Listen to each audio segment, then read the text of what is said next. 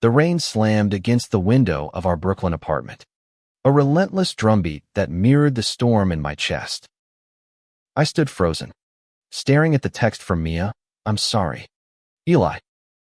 I'm with Connor now. My Ramatami best friend since freshman year at NY had stolen my girlfriend, and the betrayal cut deeper than any knife. I met Mia at a poetry slam in the East Village, her words weaving magic under dim lights. She was fire and wit, with chestnut curls and a laugh that made the world feel lighter. We'd been together for 2 years, building dreams of a future until Connor, with his easy charm and sharp jawline, decided to take what was mine. I trusted him, shared late-night talks about life, love, and the chaos of being 22 in New York. Now, every memory felt like a lie. I tossed my phone onto the couch, the screen still glowing with her words. The apartment was too quiet without Connor's usual chatter or Mia's humming as she cooked. I grabbed a beer from the fridge, the cold glass grounding me as I replayed the last month. Connor's lingering glances at Mia, her sudden excuses to skip our dates, the way they'd laughed together when I walked into the room. I'd been blind, and now I was alone. The door buzzer jolted me from my thoughts. Connor's dad, Richard, was coming over for dinner. He'd been in town for a conference, and Connor had begged me to play nice, to act like everything was fine. Richard was a widower, a soft-spoken architect from Chicago with a warmth that made you feel seen. I'd met him a few times, and his quiet strength always left an impression. But tonight, I wasn't in the mood for pleasantries. I buzzed him in, forcing a smile as he stepped through the door, shaking rain from his coat. Eli, good to see you, Richard said, his voice steady but kind. His gray eyes held a hint of concern, like he could sense the tension in the air. He was in his late 40s, fit, with salt and pepper hair and a face that carried stories of loss and resilience. I nodded, avoiding his gaze, and gestured to the table where I'd thrown together a half-hearted meal of pasta and salad. Where's Connor? He asked, glancing around. Out with Mia. Probably, I muttered, the words bitter on my tongue. Richard raised an eyebrow but didn't press. We sat, the silence heavy, broken only by the clink of forks and the storm outside. I couldn't eat. My mind churned with images of Connor and Mia, their laughter mocking me. Something's wrong, Richard said finally, setting down his glass. You're not yourself. I laughed, sharp and hollow. Yeah, well, your son's got a knack for screwing people over.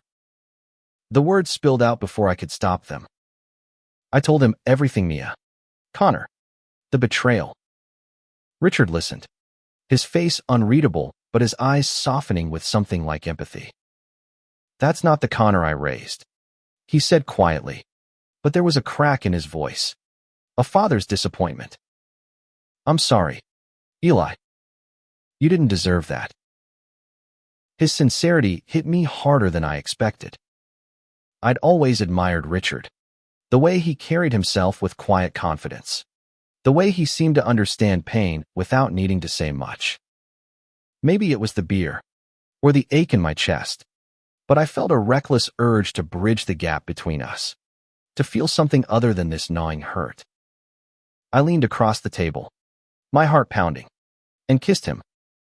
It was brief, impulsive, a collision of desperation and defiance. Richard froze, his breath catching, but he didn't pull away. For a moment, the world stopped train. Betrayal, all of it, and there was just the warmth of his lips, the shock of connection. Then he leaned back, his eyes wide with surprise, but not anger. Eli, he started, his voice low, searching. Before he could finish, the door swung open. Connor stood there, soaked from the rain, his face paling as he took in the scene. What the hell? He stammered, his voice breaking.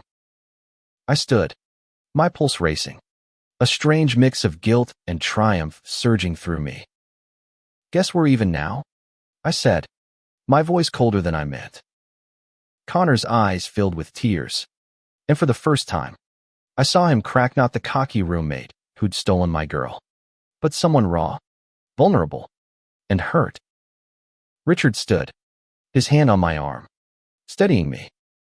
"We need to talk," he said, his voice calm but firm, directed at both of us.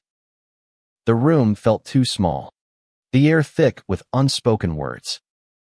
I didn't know what I'd just started, but there was no going back.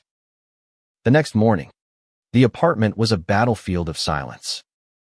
Connor hadn't spoken to me since the night before. His door slammed shut after a heated argument with Richard that I'd only caught in fragments through the walls. I'd heard my name, Mia's, and words like boundaries and mistakes.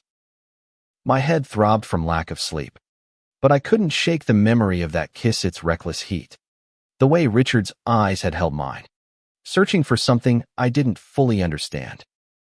I grabbed my jacket and headed to a coffee shop in Williamsburg, needing air, needing space. The city buzzed around me, oblivious to the chaos in my life. I sat by the window, nursing a black coffee, when my phone lit up with a text from Richard. "Can we talk? Meet me at Prospect Park, 2 p.m. My stomach twisted. Part of me wanted to ignore it, to bury last night and move on. But another part, the part that still felt the ghost of his touch, couldn't say no. Prospect Park was alive with autumn, leaves crunching underfoot as I found Richard on a bench near the lake. He looked different in daylight, less polished, more human, his hands clasped tightly as if holding himself together. "I owe you an apology," he said as I sat. "Last night, I should have stopped it." "Don't," I said, surprising myself. "I kissed you. I wanted to." The admission hung between us, raw and unguarded. Richard's eyes met mine, and for a moment, I saw something flicker: desire. Maybe. Or just understanding. "I'm not. I've never." He trailed off, rubbing the back of his neck. "I loved Connor's mother, Eli. After she passed, I didn't think I'd feel anything like that again. But you," he stopped, his jaw tight. "You're young. You're hurting. I don't want to be a mistake you regret." His words stung, but they also grounded me.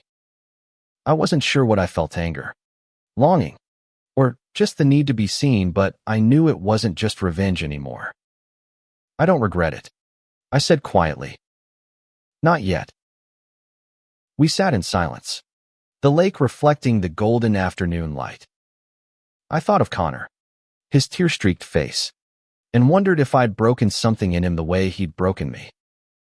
But I also thought of Richard, his steady presence, the way he made me feel like I wasn't alone in my pain. Back at the apartment, Connor was waiting. His eyes were red, his voice hoarse. "Why?" he asked, not angry but desperate. "Why my dad? Eli? Was this just to hurt me?" I wanted to say yes, to let the venom spill, but the truth was messier. "I don't know," I admitted. "I was angry. But it's not just about you anymore."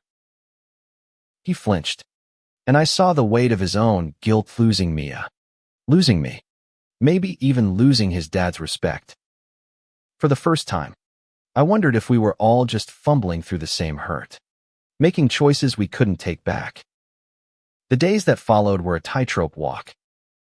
Connor and I coexisted in the apartment like ghosts, passing each other with curt nods and averted eyes. He'd stopped going out with Mia, from what I could tell, and she hadn't texted me since her confession. The silence between us was louder than any argument, a constant reminder of the lines we'd crossed. Richard, though, was a different story. We started texting small things at first, like articles about architecture or a photo of the park where we'd met.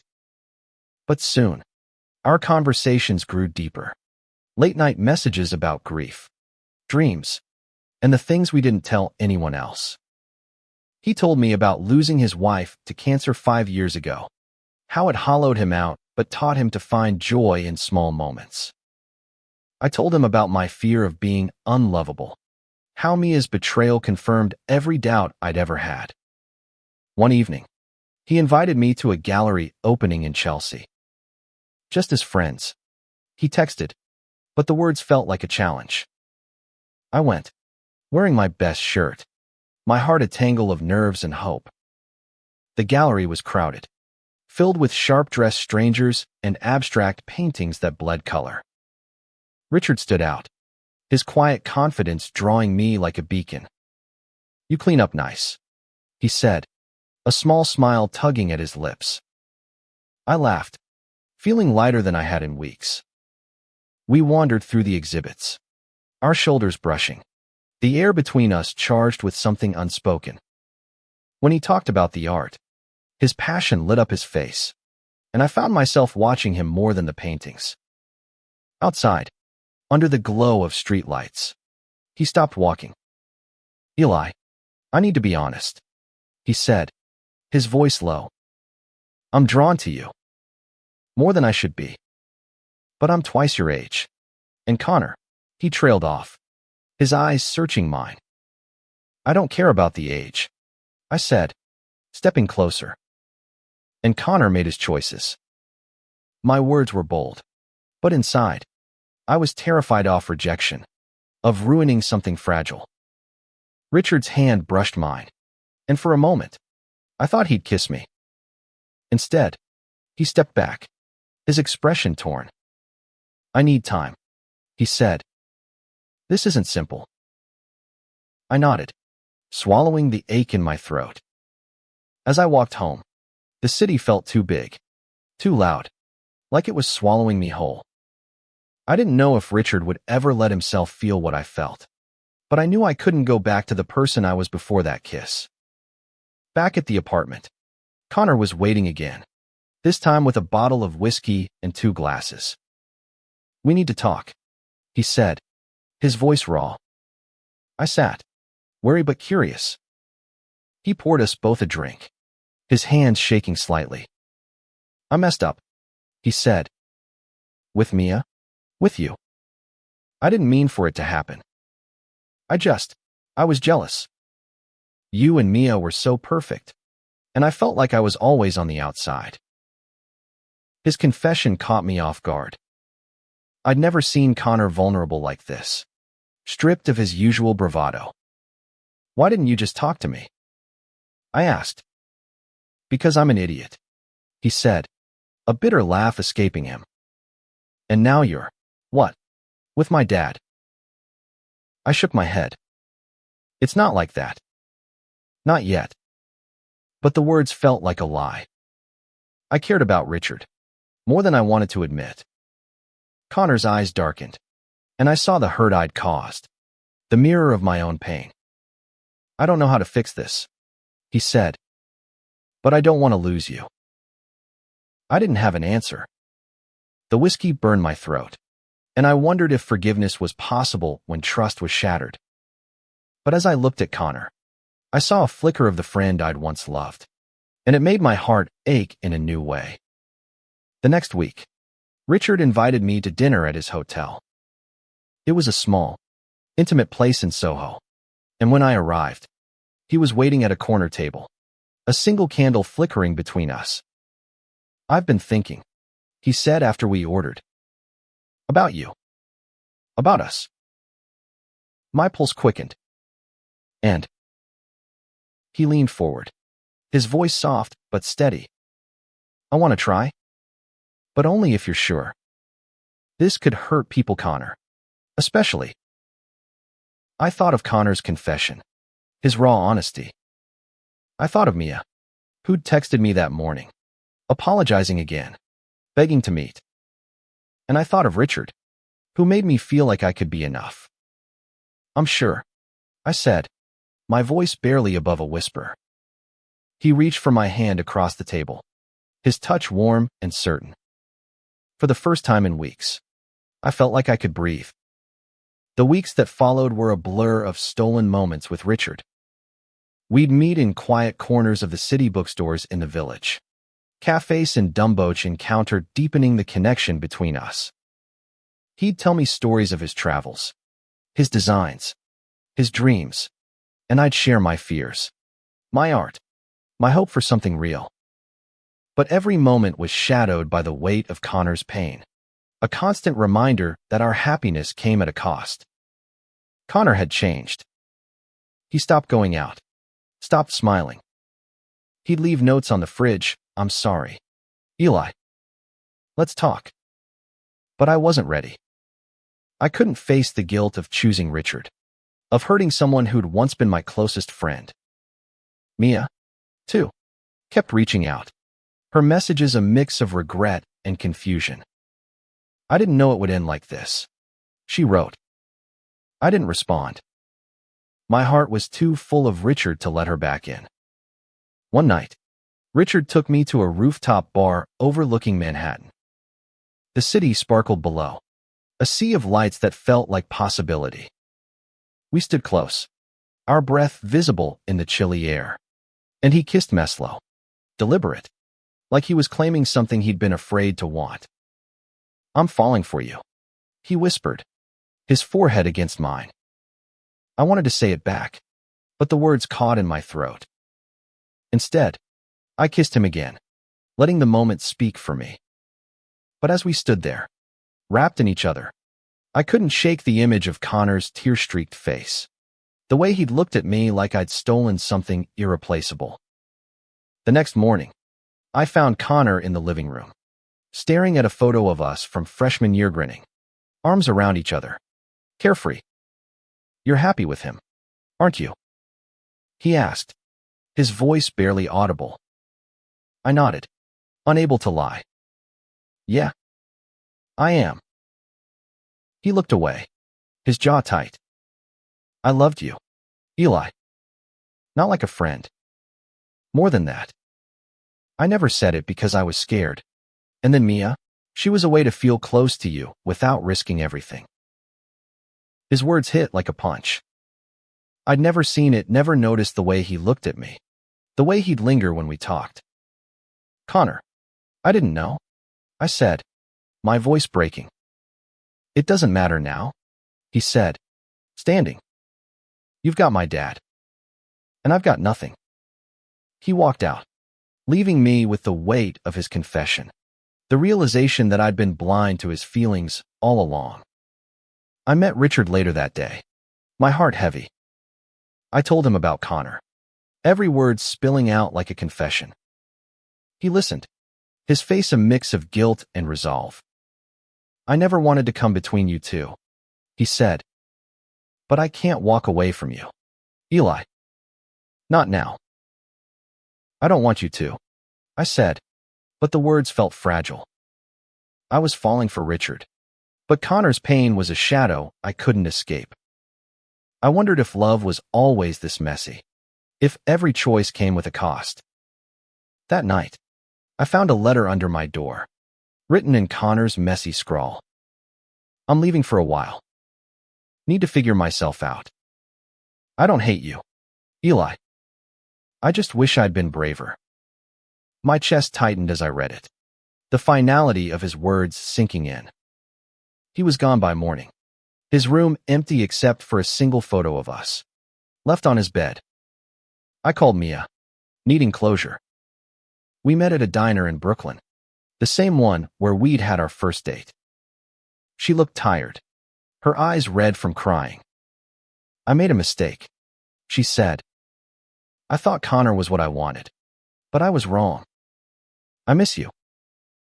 Her words stirred something in me, but it wasn't lovey, it was pity. Maybe. Or just the ghost of who we'd been. "I'm with someone else now," I said gently.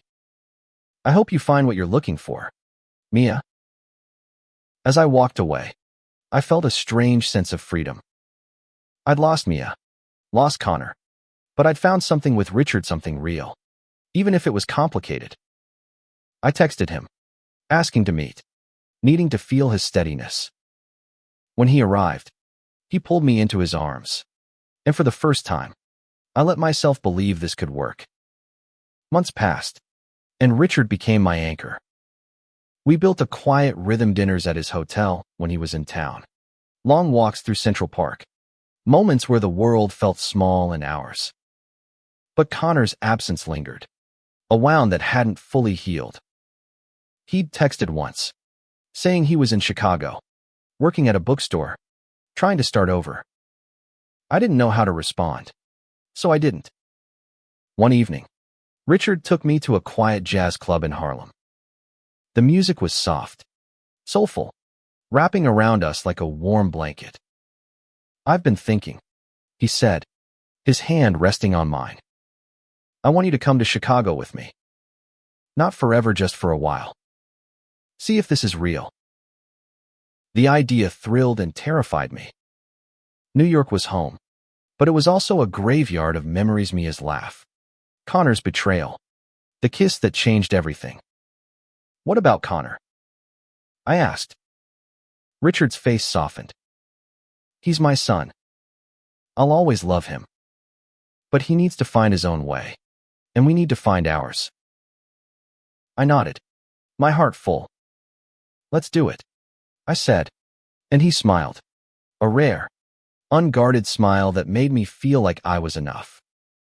We moved to Chicago in the spring, renting a small apartment near Lake Michigan. The city was different, slower, softer, but alive in its own way.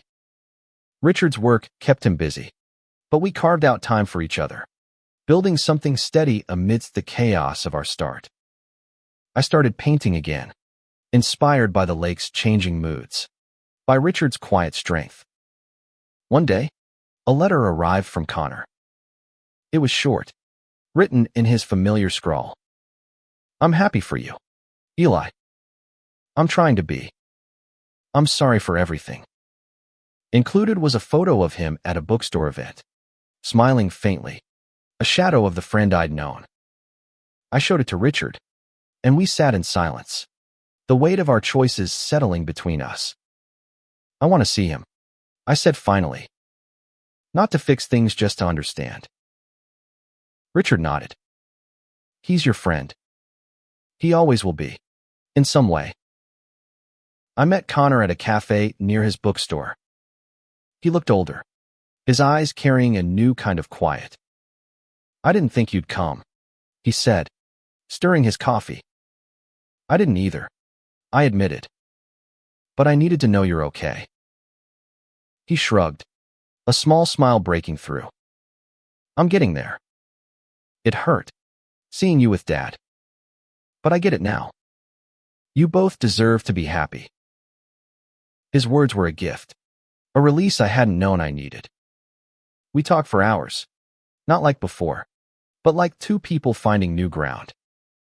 When we parted, he hugged me, and I felt the pieces of our broken friendship start to mend, even if they'd never fit the same way. Back in Chicago, Richard was waiting. "How was it?" he asked, his voice gentle. "He's okay," I said. "And so are we."